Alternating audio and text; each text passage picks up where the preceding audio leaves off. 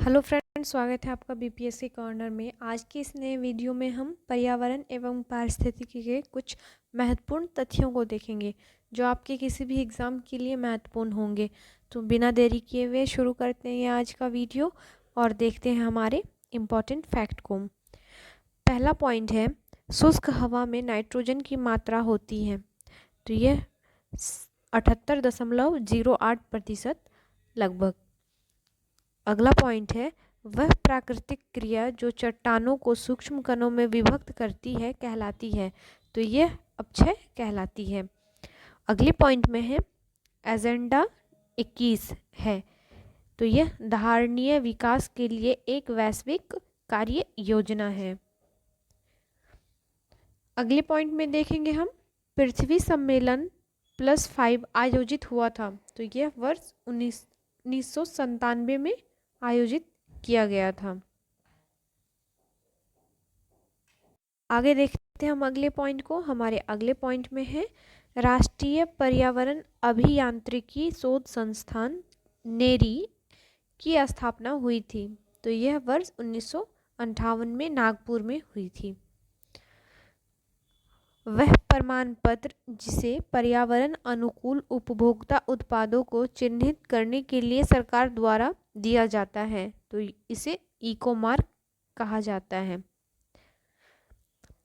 सर्वाधिक अस्थायी पारिस्थितिकी तंत्र है। तो यह सागरीय या महासागरीय पारिस्थितिकी तंत्र होता है। अगले पॉइंट में देखेंगे हम, जैविक एवं अजैविक संगठकों के मध्य बिचौलिया का कार्य करते हैं। तो यह उत्पादक। अगले पॉइंट में है, पारिस्थितिकी अस्थायी मितव्ययिता है। यह नारा संबंधित है। तो यह चिपको आंदोलन से संबंधित है। आगे देखेंगे हम अगले पॉइंट को, एक ही तरह के जीवों जिनमें परस्पर संकरण की क्षमता होती है और जो निषेचित संतति को जन्म देते हैं कहलाती है। तो यह जाति स्पीशीज कहलाती है।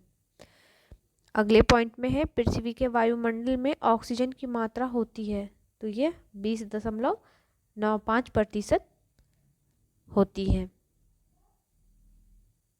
अगले पॉइंट में देखेंगे हम, दो जातियों के जीवों के बीच ऐसा संबंध जिसमें जाति को लाभ होता है जबकि दूसरी जाति को सामान्य स्थिति में ना तो लाभ होता है ना ही नुकसान। तो इसे सहभोजिता संबंध कहते हैं। देखते हैं हम अगले पॉइंट को। हमारा अगला पॉइंट है, हर साल 5 जून को विश्व पर्यावरण दिवस मनाया जाता है।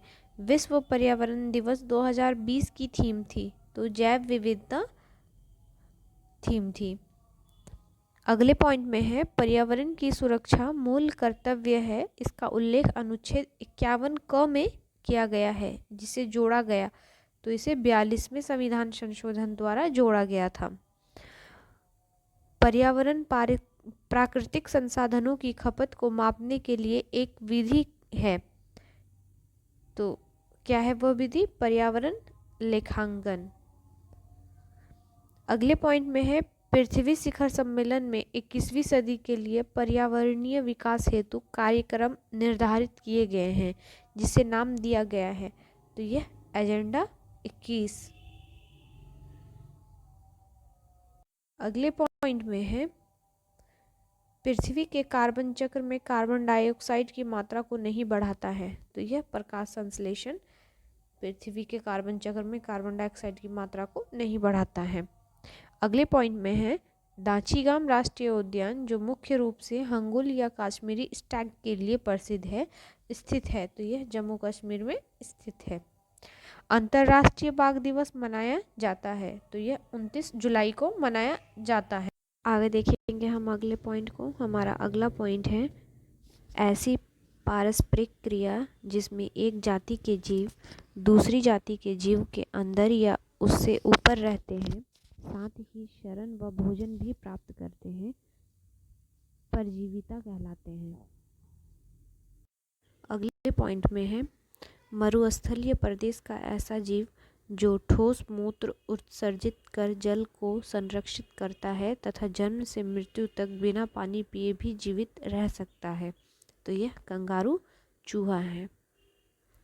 अगले पॉइंट में है अपरद खाद्य श्रृंखला के आधार में जीव होते हैं, तो यह अपघटक होते हैं। अगले पॉइंट में है प्रोबायोटिक पद प्रयुक्त किया जाता है, तो यह सजीव सूक्ष्मजीवी खाद्य संपूरक के लिए प्रयुक्त किया जाता है। आगे है स्वपोषित जीवों की कार्बन और ऊर्जा की आवश्यकताएं पूरी होती है, तो यह प्रकाश संश्लेषण द्वारा पूरी होती है।